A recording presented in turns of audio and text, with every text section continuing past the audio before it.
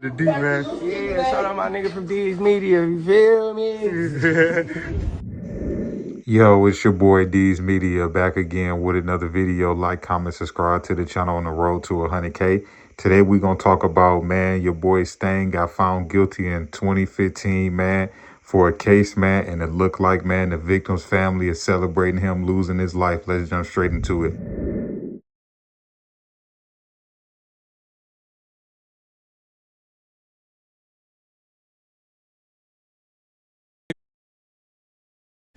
And when we do our research on you, bro, we learn, when you caught your case, and was gone away for 9 years, they say you in the face twice.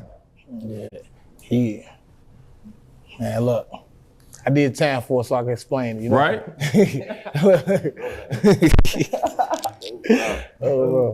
A nigga, look, I tried to defuse the situation, man, but he playing crazy and he caused himself his own life. Went over that diffused situation, but God working mysterious way. I'm still here. So originally you was charged? Yeah. Okay. First degree, 2 attempts. Okay. And then I beat the 2 attempts though, got second degree for that. It was justified. Word. And so that mean they sentenced you to what, 18 years? 19 at 50. 19 and 50? Okay. Hey, you hear me? 9 and 4 months. 9 and 4 months. His name already top tier. Like, he Devon. For like, if you want Vaughn over here, it'll be Stain. But guess what? Vaughn did more capping than anything. A lot of extra social. He wasn't doing that social media. Stain was just straight street nigga. And rapping, but he was just straight street nigga. So, it play out different. You feel me? Like, now if you get out and do all the internet capping, you never know. But guess what? Nigga, the guy still ain't on like that. What's his name? His name's Stain, I think. He just came home. Yeah, Stain. He always used to tell me about him. Like, Stain, he's finna come home. He's finna come home. He's finna come home. On Biddy, he came home, but he came home. So I'm like, damn, that's... Wheeler, the deceased, according to the doctor, might be possibly 12 to 24 rounds in his body, numerous locations. I got a list of them, but I'll give it to the paper car.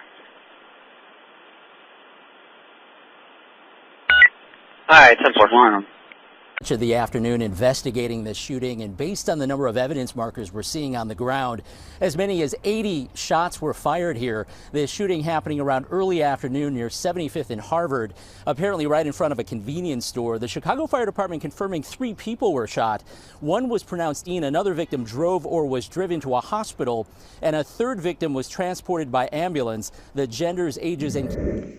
I'm going to be honest with you, 80 shots is really not a lot considering that these dudes is walking around here with fully automatics that's equipped to hold 40s and 50s and 60 round drums.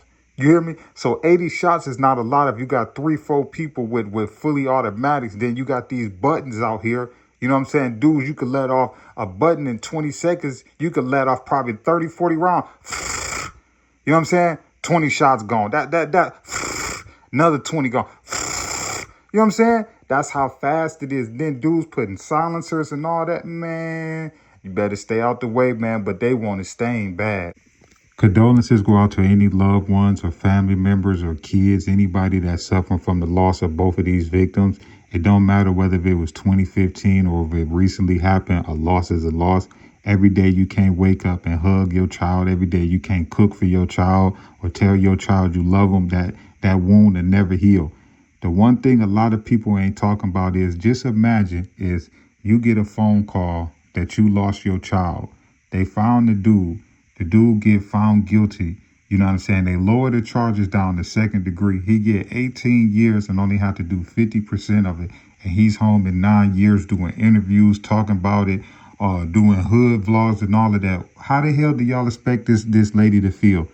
Just imagine every day her child is gone. You know what I'm saying? Even though he paid his debt to society and the system is the system. If that's what the system gave him, that's what it is. You think she care about that? Every day she wake up, she missing her child. Every time she look at a photo, every time she sees something that resembles her child, how y'all know it's not tearing that lady down? Now, at the end of the day, her response was a little immature. You know what I'm saying? She probably should have kept it off the internet, because these dumb fools, They'll do something to your cat, your grandma, your auntie, your uncle, your little brother. You know what I'm saying? They'll tip the fish tank over with your goldfish inside. These young dudes don't care. But at the end of the day, that's the response that a lot of people will have if you put them in that lady's shoes. You know what I'm saying?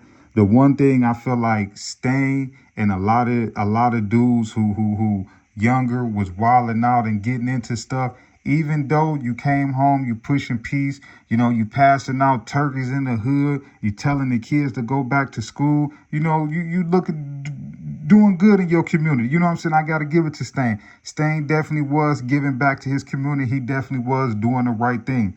You know what I'm saying? Far as, you know, giving back. But at the end of the day, that doesn't mean somebody forgive you because you passed out a turkey.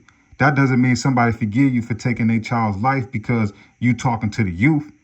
You know what I'm saying? Nothing you can say is going to bring that lady's baby back. So her response, we can't really blame her for that. We can warn her and say, be careful. But the same pain that Stain mom is going through when she received that phone call and she got to go identify her baby and she got to be strong in front of the family and plan a funeral. And then you got to watch that casket get closed on your baby for the last time you ever going to see him. That's the same thing that lady went through 9 years ago. You know what I'm saying? That's the same pain that his family went through. That's why I tell a lot of y'all dudes, 5 seconds of being immature, 5 seconds of not thinking, 5 seconds of crashing out can really cost you a lot of pain, and it can cause a lot of other people pain. But it's sad as ever, man, that these dudes is coming home from doing 9, 10 years and losing their life within a year or two. It's sad as ever. But a lot of these dudes is coming home like, man, it's 2012, it's 2015. The streets done changed, man. Y'all dudes is doing hood vlogs, giving y'all locations up, doing hood vlogs in front of the stores and all of that. Just taunting people like eventually one day somebody ain't gonna pull up on you. A lot of y'all dudes sitting here moving around like y'all don't got responsibilities, like y'all don't got kids, like y'all don't got a lot of people depending on y'all. And don't get me wrong, a lot of these dudes got to be in the hood because they got to get their money. They got to feed their family. They got to take care of themselves. You know what I'm saying? A lot of these dudes got so many felonies, they really can't go get a decent job. You know what I'm saying?